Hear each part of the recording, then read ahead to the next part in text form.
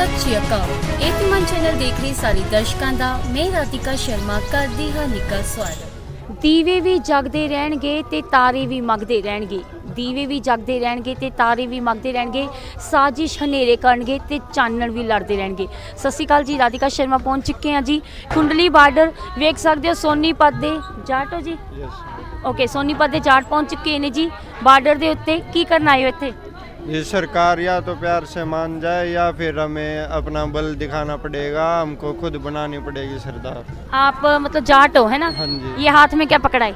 लठ है। लठ है, ये आपकी पहचान है? हाँ, किसानों की पहचान है लठ। किसानों की पहचान है लठ। नहीं, सरकार को कैसे मनाओगे अगर नहीं मानी सरकार? सरकार को मानना ही पड़ेगा, वरना ये लठ मनाने को तैयार है।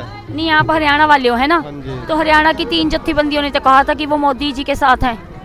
नहीं, कोई भी मोदी के साथ हो, लेकिन हम पीछे नहीं हटेंगे। हमें तीनों काले कानून वापस लेने पड़ेंगे सरकार को, जब भी मानेंगे, उससे पहले नहीं मानेंगे।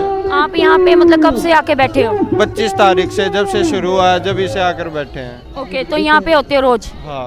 ठंड में बैठे रहते हो? हाँ, दिन रात ठंड में बैठे रहते हैं, फिर भी किसान को यही रात दिन ठंड में रहना पड़ता है। ओके, रात दिन ठंड में रहना पड़ता है। 100 बुजुर्गों से पूछते हैं, बुजुर्ग भी पहुंच चुके हैं। ताऊ जी क्या लगता है सरकार मान जाएगी? मानना पड़ेगा सरकार ने, ना मानना ही हम ना उठाड़े तो कद्दे दाई भी आड़ था। अब तो राशन बांध के ला रहे हमारे गाँव मामा तो ट्रेली पर भराओ देखियो आ राशन का टप। अच्छा। हमारे गाँव में राशन इकट्ठा करे हैं और आड़ दे जा हैं और हमारा बैठ के खा ले हैं। कोई दिक्कत नहीं, हम ना उठाड़े तो कती भी चाहे कई दिन हो जाओ। मानना पड़ेगा, कितना ही ना मानने की। हम किसान जाने ना देंगे तो जाओगी कितना। ताऊ जी ठंड इतनी बढ़ रखी है, इतनी मर जाएंगे ना इस ताकत और तक बनाओ। मर सका हम अट्टा को ना कती भी, हम ना अट्टा कती आड़े थे। नहीं, हाथों में लठ पकड़ रखा है, ये किस लिए पकड़ रखा है? हलचल करेंगे तो लठ भी चलावाएंगे, हम भी चलाओगे। नहीं, भगवान जी तो कहते हैं ना जुल्म करना चाहिए, ना जुल्म सहना चाहिए, ये शांति पूर्वक है। जो नोए ले रखा कि चलो हम ना करार ना सवा, नहीं सवाएंगे ना करें। हम किसी ने कुछ नहीं करते, बोल वाले बैठे हैं, बैठे रहने दो। हमने कत्ता ही ना मानेंगे, माननी पड़ेगी हमारी बात। अच्छा, मान जाएंगे फिर मोदी जी? मानना पड़ेगा, क्या होगा, माननी पड़ेगी। हरियाणा का किसान आ गया, पंजाब का किसान आ गया, यूपी का आ रहे थे, गुजरात से भाई आ रहे थे, गुजरात तक का आदमी आ गया, महाराष्ट्र का आदमी आ गया, आंध्र प्रदेश का आदमी आ गया। तब मानना पड़ेगा, कितना ही ना मानेंगे। ताऊ जी आप क्या कह रहे थे? सारा देश हमारे साथ है? हाँ जी। ओके, किसान और मजदूर साथ हो लिया। ओके हाँ जी। ओके, सो इनसे पूछते हैं, यंगस्टर्स भी आए हैं, आप भी जाट हो? हाँ जी, बिल्कुल। कितनी उम्र है आपकी? 22 साल। 22 साल उम्र है। अच्छा, लगते तो हो नहीं। वो गेम करता हूँ मैं, इसलिए। कौन सी गेम करते हो? बॉक्सिंग। जाट हो आप? आपने लठ नहीं पकड़ा, बाकी सबने पकड़ रखा है, आपका लठ कहाँ गया? लठ मोदी के लिए गया हो अभी, मोदी जी के लिए हाँ गया जी, हुआ है? मोदी को समझाने गया हो मेरा ओके लठ। ओके, क्या लगता है कि आपके लठ से मोदी जी समझ जाएंगे? अगर नहीं माने तो फिर लठ नहीं, अपने बड़े भाई पंजाब की तलवार उठाएंगे। लठ से नहीं माने तो मानना तो पड़ेगा सरकार। कहाँ से आप? सोनीपत से, साना गाँव से। सोनीपत से हाँ हो? जी, हाँ यहीं जी। पे है हाँ सोनीपत, जी, है ना? हाँ जी। तो मतलब कई तो कहते हैं हरियाणा वाले मतलब मोदी जी के साथ मिल गए हैं। कौन कहता मोदी ये? ये एक भी बता दो मेरे अफवाहें को आई यहाँ थी पे। कि 3 नहीं जत्थेबंदियां नहीं, लड़ गई उनके साथ। वो ये है हाँ कि जी। जेजेपी है जो, हाँ जी। वो खरीद लिया था मोदी ने। हाँ जी। मोदी के चमचे बन चुके हैं जो हाँ जेजेपी जी। वाले हैं। दुष्यंत जो है वो जेजेपी बीजेपी का चमचा बन चुका है। अच्छा। तो और कोई नहीं है। उन्होंने अपने दादा के नाम से उन्होंने वोट खरीद ली। सारी हरियाणा में जितनी भी वोटें थी, वो देवीलाल थे जो, वो बहुत अच्छा काम करते थे किसानों के लिए, इसलिए उनको वोट दी थी। लेकिन अब जो है जेजेपी वाले वो बिक चुके हैं। हाँ, मोदी ने उनको खरीद लिया, तो एक भी अच्छा काम नहीं किया। उन्होंने क्या क्या वादे किए थे कि मैं किसानों को सारा कर्जा माफ़ करवाऊंगा, बिल माफ़ करवाऊंगा, और जितने भी मेरे बुजुर्ग हैं उनको वो 5100 उनकी पेंशन करवाऊंगा। लेकिन 5100 क्या, उन्होंने 51 रुपए भी नहीं बढ़ने दिए, बल्कि कम और कर दिए। दुष्यंत चौटाला जी ने मीटिंग की थी अमित शाह जी के साथ, क्या वो बना कुछ था? नहीं, मीटिंग में सिर्फ चाय पकोड़े खाने जाते हैं और कुछ नहीं करने जाते। वो चाय पकोड़े खाते हैं और आहा करते हैं और फिर वापस आ जाते हैं। एसीओ में बैठना उनका काम, और कोई काम नहीं है उनका। ओके। हाँ, बस जनता को, भोले वाले किसानों को पागल बनाया जा नहीं, रहा है। आप लोग तो इतने सुंदर सुंदर लग रहे हो, इतने अच्छे अच्छे लग रहे हो, गेम भी करते हो। तो अमित शाह जी ने कहा कि किसानों का तो स्टैंडर्ड नहीं है, आपका तो इतना स्टैंडर्ड है। मैं यही बताना चाहता हूँ अमित शाह को कि किसान आज पहले वाले किसान नहीं अनपढ़ है, जो वो सोच रहे हैं कि किसान आज भी अनपढ़ है। आज के किसान पढ़े लिखे हैं, उनको सब समझ में आता है। अगर उनको सब समझ में आता है तभी तो आज यहाँ पे रोड पे, अगर किसान इतने ही पागल होते हैं तो आज उन्हें कुछ भी नहीं पता होता तो आज वो यहाँ पे नहीं होते। अगर उन्हें ये दिख रहा है कि हमारे साथ गलत हो रहा तभी आज रोड पे है किसान, नहीं तो किसानों को कोई शौक नहीं है यहाँ पे रोड पे बैठने का ठंड में इतनी, तभी यहाँ पे बैठे हैं किसान। और मोदी का क्या है कि मोदी अंबानी ने खरीद लिया मोदी को।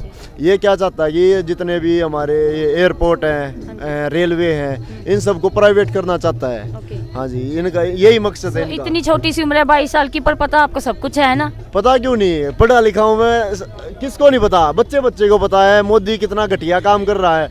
आप खुद बताओ मेरे को, आप कितने इतने 1 करोड़ों में संख्या के लोग खड़े हैं यहाँ पे, लेकिन एक भी बंदे से मेरे से पूछवा दो कि एक भी काम किया हो तो मोदी ने।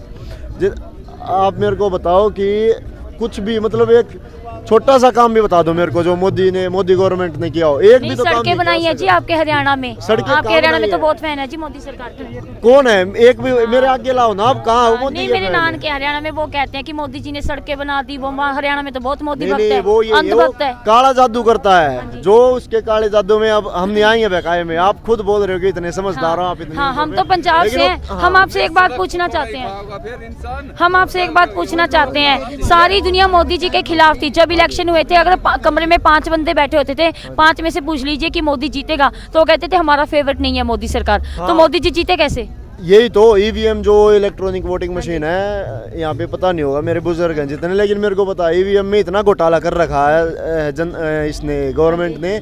ईवीएम है जो उनमें हैकिंग कर रखी है, हैकिंग सिस्टम है या कुछ भी लगा लो आप, जो भी उनकी कार्रवाई वो कर रखी है ईवीएम से। जैसे ये हमारे यहाँ पे क्या कर रखा था कि अगर हम दूसरी पार्टी को वोट डालते हैं तो वोट उसकी जाएगी, तो उन्होंने ऐसा कुछ कर रखा था, इसलिए वो जीते हैं। कोई अपने उससे नहीं जीते हैं। एक भी बंदा मेरे को मिला जिसने उनकी वोट दी हो, किसी ने भी नहीं दी। सो लोकतंत्र है, लोकतंत्र तो कहीं देखने को नहीं मिल रहा। यहाँ तो डेमोक्रेटिक हो रखा है, तानाशाह हो रखा है सब कुछ।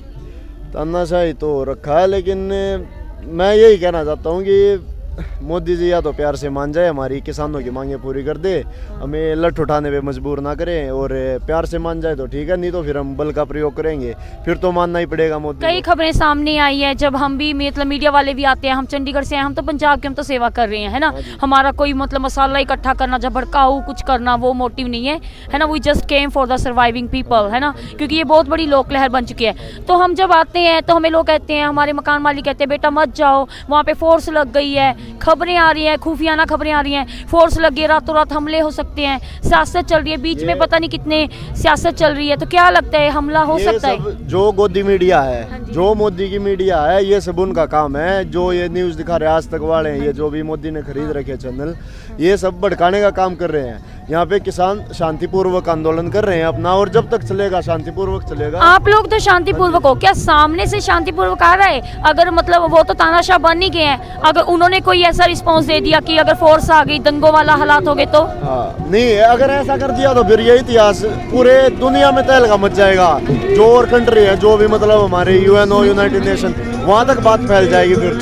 फिर अगर मोदी सरकार ने कुछ नहीं किया, फिर वहाँ से हमला हो सकता है, मतलब वहाँ से वो कर देंगे।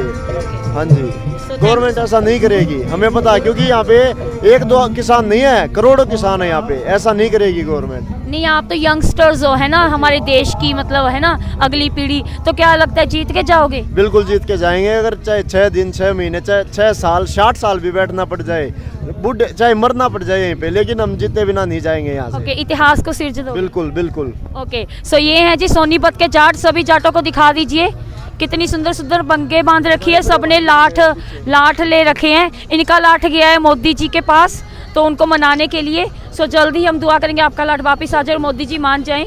सो दुआ करते हैं जल्दी किसानों की दुआएं कबूल हो, मोदी जी मान जाएं, क्योंकि इतनी ठंड में 7 डिग्री सेल्सियस है, बहुत ठंड है। कहीं ठंड के कारण मतलब पहले ही बहुत से किसान शहीद हो चुके हैं, हम नहीं चाहते कहीं औरों को शहीदी देनी पड़े। मैं राधिका शर्मा आपके साथ कुंडली बार्डर से।